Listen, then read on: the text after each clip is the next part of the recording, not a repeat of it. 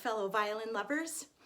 I'm here today to address a problem that I sometimes have, and maybe you have the problem too, so I'm hoping to give you a way to fix it. Have you ever had the problem where someone asks you, they say, "You play the violin? Play something," and your mind goes blank and you cannot think of anything to play? But you know how to play the violin, so I'm going to show you a way where you can create your own melody pretty easily, and it's actually really fun to do. So you want to remember, when you're making your own melody, you need to give yourself some parameters, some boundaries.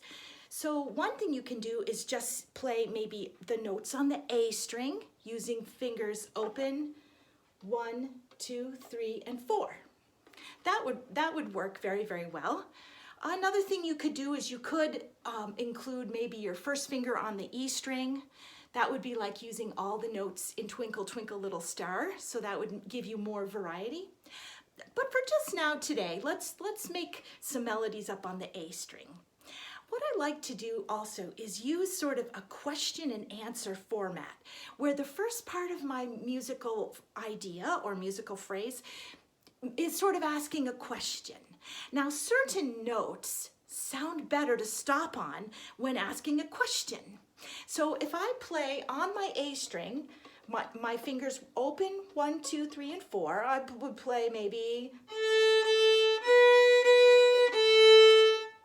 I just played 0, 0, 1, 1, 0. Well, that does not sound like a question. It kind of sounds like an answer. So what we've learned is that the A string is a very good note to end on if you're ending your phrase or giving an answer. So let's find a note that might sound like a question note. Okay, we play 0, 0, 1, 2, 3, 4. I think that 4 sounds like a question note, so I like to land on that in the middle of my phrase. It gives sort of a hello idea. So, all right, well, let's see. Let's give a try. I'll give a try right here in the studio. I'll play a question out. Here we go.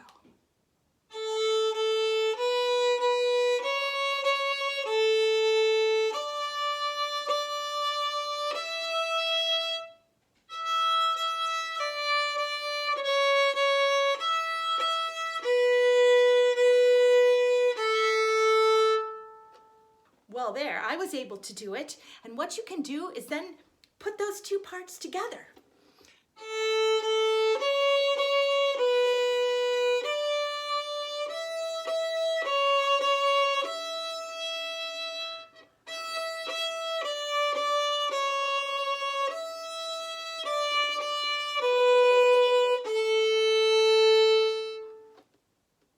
So you see, you can keep it very simple, and it will sound great. A lot of people get too fancy. They play too long for their question and their answer. You can just make it really, really smooth and easy. Other things you can do to make it more interesting is to make some double notes. You might have heard me playing the A string twice, or my second finger twice.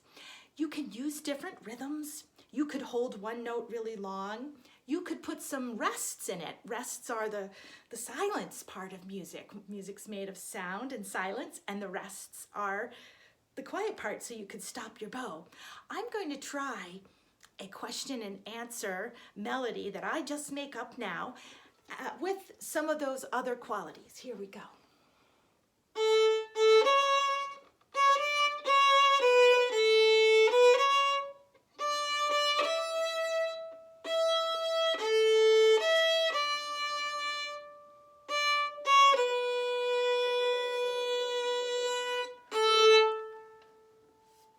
Now, if you are playing around with this and you get a melody that you really like, you could begin to write this down, because then you're really on your way to composing and making your own songs for here on out. It's really fun. One way you can write it out is what I call using just tabs. You would tell what string you're on, and you would say what finger you're on. Now, sometimes this is not the greatest for doing rhythms, but it will help you kind of remember what you liked about the direction of your melody. And the more you do it, the better you will be at it.